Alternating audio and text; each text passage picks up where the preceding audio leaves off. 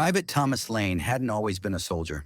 Before the war, he had been a farmhand on his father's land in the quiet countryside of Yorkshire. Life had been simple then.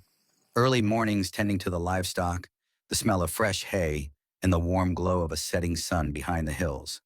He remembered the laughter of his younger siblings, the way his mother's voice called them in for supper, and the comforting hum of their family routines. Joining the army had been his father's idea.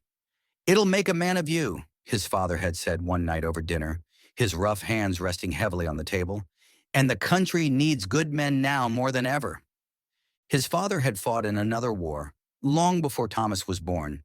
There were medals that hung on the mantle, polished and proud, but Thomas had never seen the same pride in his father's eyes.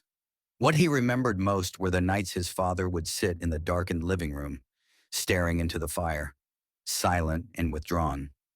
Now crouched in the mud-soaked trench, Thomas realized what those nights must have been like for his father, haunted by the memories of the battlefield.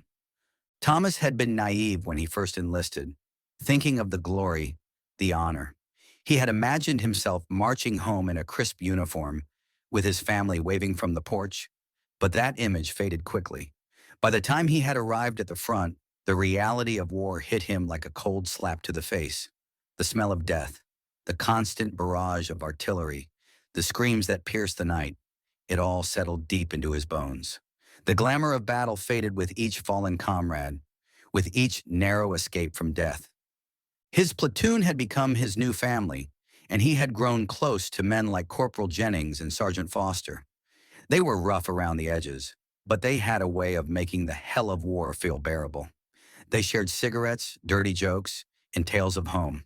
Jennings had a son on the way, and Foster talked endlessly about the car he planned to buy when he made it home. "A Ford Model T," Foster would say, his eyes gleaming with excitement. "Bright red, the kind that'll turn heads." Lane wasn't sure when he stopped believing he'd make it back home. Maybe it was the day they lost nearly half the platoon to a mortar shell, or maybe it was the night they got pinned down in a trench for 3 days with no food, waiting for death to claim them. But somewhere along the way, hope had withered, and all that remained was the instinct to survive. And now here he was, surviving alone. The attack had come at dawn. They had known it was coming. Rumors had circulated through the ranks, whispers about an imminent offensive, but no one knew exactly when. That night, Lane had barely slept, his mind racing as he clutched his rifle. The air had been thick with tension, the kind that made every sound seem louder, every shadow seem darker. When the first shells hit, it was like the world exploded. The ground shook violently beneath him, dirt and debris raining down into the trench. Lane's ears rang as he pressed himself against the wall, gripping his rifle as if it were a lifeline. All around him, men scrambled for cover, shouting orders that were drowned out by the roar of artillery. The enemy had opened fire with everything they had: machine guns, mortars, artillery. The trench became a death trap, a narrow ribbon of mud and blood. Men were mowed down as they tried to take defensive positions, their bodies crumpling in the muck. Lane watched in horror as Corporal Jennings was hit, a bullet tearing through his chest. The man's eyes went wide with shock as he fell, blood bubbling from his lips. "Get down!" someone screamed, but Lane couldn't move. His legs felt like lead, his body frozen in place as chaos erupted around him. He could hear the screams of the wounded, the frantic orders from the sergeants, but it all felt distant, as if he were watching it from somewhere far away. The enemy was advancing fast, pouring into no man's land like a tide of darkness. Lane saw shadows moving through the smoke, the glint of bayonets catching the first light of dawn. His heart pounded in his chest as he fumbled to reload his rifle, his hands shaking so badly he could barely grip the bullets. Come on," he muttered to himself, his breath coming in ragged gasps. He could hear the enemy getting closer, their shouts mixing with the screams of his comrades. The trench was becoming a slaughterhouse, bodies piling up as the machine guns rattled relentlessly. Lane finally managed to reload and took aim at a figure moving through the smoke. He squeezed the trigger, but the shot went wide, the bullet disappearing into the fog. Cursing under his breath, he fired again, this time hitting his target. The man crumpled to the ground, but there were more coming, so many more. It was over in minutes. The enemy broke through the line, overrunning the trench with brutal efficiency. Lane barely had time to dive behind the supply crate before bullets tore through the air where he had been standing. He pressed his face into the mud, his heart hammering in his chest, as the sound of gunfire and screams filled the air. He stayed there, huddled behind the crate, too terrified to move. He could hear the sounds of battle fading as the enemy pushed forward, leaving the trench behind. When he finally dared to lift his head, the sight that greeted him was worse than anything he had imagined. His platoon was gone, wiped out in minutes. The trench was littered with bodies, some half buried in the mud, others twisted in unnatural positions. Blood pooled around them, glistening in the faint light of dawn. The silence that followed was suffocating, as if the world itself had gone still. Lane swallowed the bile rising in his throat. He had survived, but at what cost? The silence was unbearable. It pressed down on Lane, heavier than the mud that clung to his uniform, heavier than the weight of the rifle in his hands. He stared out across the trench, his eyes scanning the lifeless forms of his comrades. The sight should have made him feel something: fear, sorrow, guilt. But all he felt was numb. For hours, or perhaps minutes, time had lost all meaning. He sat there, his back against the dirt wall, trying to make sense of the devastation around him. His fingers traced the edge of his rifle, the metal cold against his skin, grounding him in the present, even as his mind drifted. Jennings, Foster, McAllister. They were all gone. Men who had laughed and fought beside him, men who had promised to make it out of this hellhole. Now their bodies were scattered like discarded toys, their faces frozen in expressions of terror and pain. Lane felt his throat tighten. He couldn't stay here, couldn't sit among the dead any longer. But where could he go? The trench was all that remained, a scar in the earth where life had once existed. No man's land stretched out before him, a barren wasteland of craters, barbed wire, and debris. The fog rolled across the ground like a living thing, curling and swirling in the dim light, hiding whatever horrors might still be lurking. He stood slowly, his knees stiff from crouching in the mud for so long. His boots sank into the muck with each step, the squelching sound deafening in the oppressive silence. Every movement felt wrong, like he was disturbing something sacred, something that wasn't meant to be disturbed. His breath came in shallow gasps as he moved down the length of the trench. His mind raced, the silence amplifying every thought, every fear. What if the enemy came back? What if they found him here, alone? What if they left him to rot, just like the others? A part of him knew he should be doing something. Anything. He should be finding a way out, should be preparing to move, but his body refused to obey. Instead, he walked aimlessly, as if guided by some invisible force, deeper into the trench, where the fog was thickest. The world felt unreal, as if the fog wasn't just hiding the landscape, but erasing it entirely. It swallowed the edges of the trench, blurring the line between ground and sky, between life and death. Lane's footsteps slowed, his heart pounding in his chest as the eerie quiet settled in around him. It was too quiet. There should have been something. Birds in the distance, the rustle of wind, the faint hum of life. But there was nothing, just the fog, and the bodies, and the endless silence. "Is this it?" Lane muttered to himself, his voice cracking. "Is this how it ends?" Lane froze mid-step, his breath catching in his throat. A sound, faint but unmistakable, drifted through the fog. A voice, low, distant, barely audible, but there nonetheless. He strained his ears, every muscle in his body tense. The voice was soft, like a whisper carried on the wind. "Lane!" He spun around, his rifle raised, eyes wide. There was no one there, just the bodies lying in the mud, their lifeless faces turned toward the sky. His heart raced as he searched the trench for any sign of movement, but the fog was thick, too thick to see more than a few feet ahead. "Who's there?" he called out, his voice shaky. Silence. Lane's mind raced. Had he imagined it? Was his brain playing tricks on him after all he had witnessed? He closed his eyes for a moment, trying to focus, to steady his breathing. but the sound of his name echoed in his mind, louder now, clearer. Lane! It came again, this time from somewhere deeper in the trench. His stomach twisted, a cold sweat breaking out on his forehead. His instincts screamed at him to run, but his feet refused to move. Something was wrong. He knew it, felt it deep in his bones. The air around him felt thick, oppressive, as if the very atmosphere was alive, watching him, waiting for him to make a move. Lane swallowed hard, forcing his legs to move forward. His steps were slow, cautious, his rifle held tightly against his chest as he crept toward the source of the voice. His breath came in shallow gasps, each step feeling heavier than the last. And then he saw it, a figure standing at the far end of the trench, its outline barely visible through the swirling fog. Lane's heart skipped a beat. It was a soldier, or at least it looked like one. The figure was still, unmoving, as if it hadn't noticed him. Lane's mouth went dry. He should have felt relief, another survivor, but something about the figure was wrong. Its uniform was torn, dirt-streaked, hanging loosely off its gaunt frame. The helmet sat crooked on its head, and its face was obscured by the fog, shrouded in shadow. Who are you? Lane stammered, his voice barely more than a whisper. The figure didn't respond. It just stood there, watching, waiting. Lane's skin crawled. Every instinct screamed at him to turn back, to get away, but his legs carried him forward, as if he had no control over them. The closer he got, the more he could see.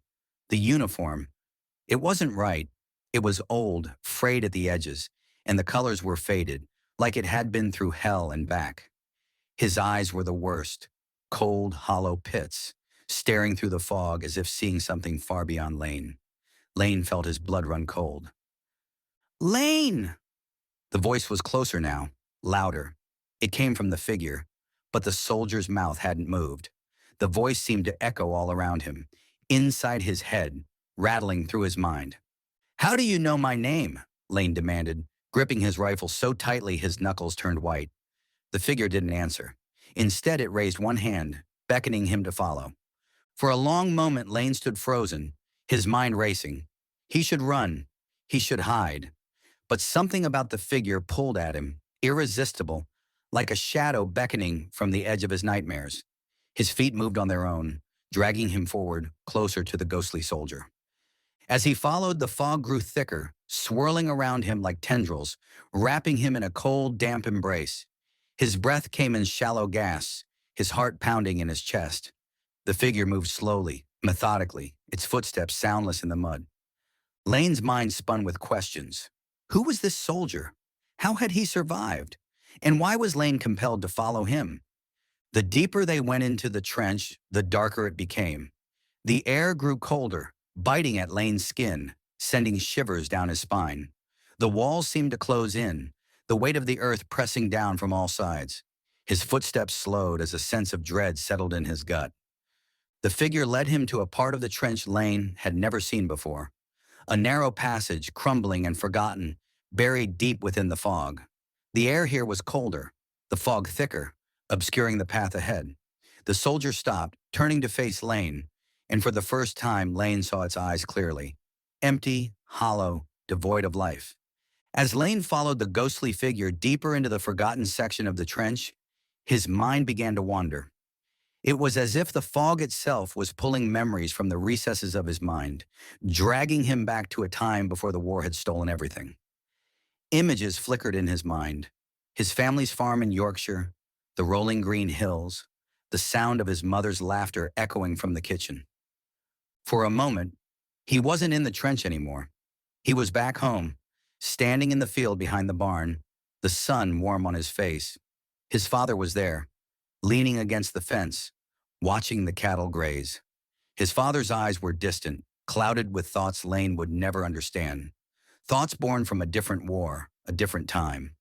War's no place for a boy like you, his father had said one evening as they sat by the fire, the embers casting flickering shadows across the room.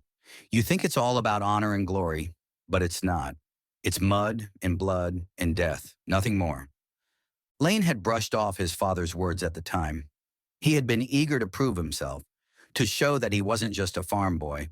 He wanted to be part of something bigger, something that mattered. But now, as he walked through the ghostly remnants of the battlefield, his father's words echoed in his mind, haunting him as much as the fog and the specters that lurked within it. A flash of memory. Sergeant Foster, laughing as he sat around the campfire with the rest of the platoon, sharing stories of home. Foster had been larger than life, a man who seemed invincible. He had talked endlessly about the future, about the plans he had for after the war. "I'm going to get me that car," Foster had said, a grin on his face. "Bright red, like I said, the kind that'll turn heads." Lane could almost hear Foster's voice now, rising above the whispers of the fog. He could almost see the sergeant sitting in the distance, his silhouette flickering in the shadows like a mirage. But Foster was dead. Lane had seen his body, had watched him fall during the last attack, blood pooling beneath him in the mud. Yet here in the fog, it was as if the dead had come back to life, their voices and memories haunting Lane's every step. The deeper he went, the more the memories came, vivid and disorienting. He remembered his first day at the front, the smell of fresh mud, the sharp tang of gunpowder in the air. He remembered the nervous excitement in the eyes of the new recruits, boys who had never seen combat, who still believed they were part of some grand adventure. Lane had been one of them once, wide-eyed and full of hope. But that hope had died long ago, buried in the mud along with the bodies of his comrades. The fog thickened, and with it came a sense of suffocation. Lane's breathing became shallow, his chest tightening with every step. The walls of the trench seemed to close in on him, the mud-streaked earth pressing down from all sides. The air was cold, too cold, biting at his skin even through his thick coat. The ghostly figure ahead moved slowly, its footsteps eerily silent as it led Lane deeper into the forgotten trench. The passage narrowed, the ground uneven beneath his feet. Lane's heart pounded in his chest, his mind spinning with questions he couldn't answer. Was he still alive? Was any of this real? Or had he died back there with the rest of his platoon, his body lying somewhere in the mud, just another casualty of a war that had claimed so many? The soldier in front of him stopped suddenly, its back still turned to Lane. The air grew colder, and Lane felt a shiver run down his spine. His hand tightened around his rifle, though he wasn't sure what good it would do now. The ghostly soldier hadn't spoken since it had first called his name, and yet its presence filled the air with an overwhelming sense of dread. "Where are you taking me?" Lane's voice was barely more than a whisper, his breath coming in ragged gasps. The figure remained still, its head bowed as if in silent contemplation. Lane took a step closer, his legs feeling heavy, as though the ground itself were trying to pull him down. His boots sank deeper into the mud with every step, the thick muck clinging to his legs, slowing him down. His heart raced, his mind screaming at him to turn back, to run.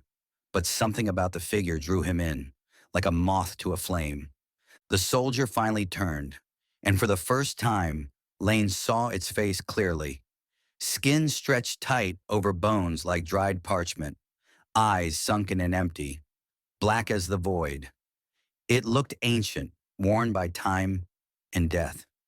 The soldier's lips parted, but instead of words, only the chilling voice resonated inside Lane's mind, as if carried by the very air around him. "Lane, it's time." Lane's breath hitched in his throat. His pulse thundered in his ears and his vision blurred. The world around him spun as the fog pressed in from all sides, wrapping him in its cold embrace. He stumbled back, his legs weak beneath him, his mind spinning with terror and confusion. I, I'm not dead," Lane stammered, shaking his head in denial. "I can't be." The soldier took a step closer, its hand reaching out, cold fingers brushing against Lane's arm. Lane flinched at the touch, his skin crawling with revulsion. The figure's touch was like ice, seeping through his coat, chilling him to the bone. "You belong with us now," the voice whispered, though the soldier's lips never moved.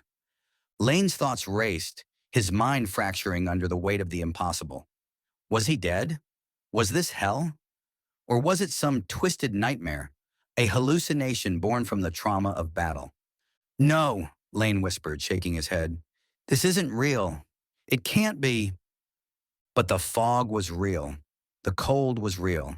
The figure standing before him, the hollow eyes, the empty voice, they were real. Too real.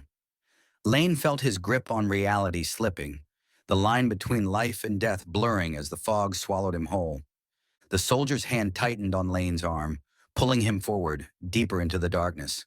Lane tried to pull away, but his body felt heavy, as if the ground itself were dragging him down. His breath came in shallow gasps, his heart pounding in his chest as terror gripped him. "This can't be real," Lane whispered, shaking his head. "I'm not dead." But as he looked into the eyes of the ghostly soldier, he saw the truth reflected back at him. He was dead. He had been dead all along. As Lane staggered backward, the fog seemed to swirl faster, as if responding to his panic. Shapes began to form in the mist, shadowy figures emerging from the haze, their outlines flickering in and out of view. For a moment, Lane thought he was hallucinating, but the figures were too solid, too real. One of the figures stepped forward, and Lane's heart lurched. It was Jennings. Corporal Jennings, the man Lane had seen die just hours before. His uniform was torn, his chest soaked in blood, but his eyes were wide open, staring blankly ahead. "Jennings?" Lane's voice was hoarse, his throat tight with fear. "No, no, this can't be happening." But Jennings didn't respond. He simply stood there, his face pale and expressionless, his mouth slightly open as if frozen in the moment of death. Lane's stomach twisted in horror. This wasn't Jennings. Not really. It was some kind of twisted imitation, a mockery of the man he had known. More figures began to emerge from the fog, their shapes ghostly and insubstantial. Lane recognized them. Foster, McAllister, the others. All of them were dead, their bodies mangled and broken, just as Lane had last seen them. They stood in a half circle around him, their lifeless eyes fixed on him, as if waiting for him to join them. Lane's breath came in ragged gasps, his mind reeling. He backed away, his feet slipping in the mud. His hands shook as he gripped his rifle, though he knew it was useless. There was no fighting this. There was no escaping the dead. "Why are you here?" Lane whispered, his voice trembling. Why me?" The ghostly figure of Jennings tilted its head slightly, as if considering the question. Then in a voice that was barely more than a whisper, he spoke. "You ran, Lane." Lane's heart stopped. The accusation hung in the air, cold and sharp. He shook his head, his breath catching in his throat. "No, I didn't. I was hiding. I couldn't." But the other figures began to speak, their voices overlapping, whispering accusations that cut through Lane like knives. "You hid while we died. You should have been with us. You're a coward." Lane clamped his hands over his ears, trying to block out the voices, but they only grew louder, filling the trench with their ghostly chorus. His pulse thundered in his ears, his mind fracturing under the weight of their words. "No!" Lane screamed, his voice raw. "I didn't. I couldn't." The ground beneath him seemed to shift, the mud sucking at his boots, pulling him down. The dead soldiers moved closer, their hands reaching out, cold fingers brushing against Lane's skin. His heart raced, his breath coming in short, panicked gasps. "Join us, Lane," Jennings whispered, his voice soft but insistent. "It's time to rest." Lane shook his head violently, his vision blurring with tears. "No, no, I'm not dead. I'm not dead." Lane stumbled backward, the world spinning around him. The ground beneath his feet crumbled, and he fell, his arms flailing as he tried to grab hold of something, anything. His fingers scraped against the mud, but there was nothing solid, nothing to stop his fall. He landed hard on his back, the air forced from his lungs. For a moment he lay there, stunned, staring up at the swirling fog above. The dead soldiers loomed over him, their faces pale and expressionless, their eyes empty. Lane's chest tightened with panic. He scrambled to his feet, his legs shaking beneath him. The pit yawned wide before him, a gaping black hole in the earth, and the dead were pulling him toward it, their hands cold and relentless. "No!" Lane shouted, his voice hoarse. He clawed at the ground, trying to pull himself away, but the mud clung to him, dragging him down. The hands of the dead were everywhere, gripping his arms, his legs, dragging him toward the pit. The voice of the ghostly soldier echoed in his mind, cold and hollow. "It's time to rest, Lane. You belong here now." Lane's vision blurred as the truth settled over him like a shroud. He had been dead all along. He hadn't survived the attack. He had died with the others. The memories flooded back in fragments. An explosion. The searing pain of shrapnel tearing through his chest. The sensation of falling. The darkness closing in. He had never made it out of the trench. His body was lying somewhere in the mud, lifeless and cold, just like the others. The fog thickened, swallowing the world around him. The dead soldiers surrounded him, their faces expressionless, their hands pulling him toward the pit. Lane's heart pounded in his chest, his mind screaming in denial, but there was no escape. There had never been any escape. As he was dragged toward the pit, Lane's vision darkened. The last thing he saw before the darkness swallowed him was the face of the ghostly soldier, his lips curling into a cruel smile. Lane awoke in darkness. His body felt weightless, suspended in the air as if he were floating in a sea of black. His mind struggled to make sense of what had happened. Was it a dream, a hallucination, or was it real? His eyes adjusted to the darkness, and slowly, shapes began to form around him. Shadowy figures, looming in the gloom. Lane's breath caught in his throat as he realized where he was. He was in the pit, buried among the bodies of his comrades. Their lifeless faces stared down at him, their empty eyes filled with sorrow, as if they too were trapped in this endless nightmare. Lane's heart pounded in his chest, panic rising as he tried to move, but his body felt heavy, weighed down by the mud and the cold. He was trapped, just like them, trapped in the darkness forever. He had been dead all along. The attack, the bodies, the eerie silence, it had all been real. And now, he was one of them. One of the lost souls, forever wandering the battlefield, waiting for the next soldier to join their ranks.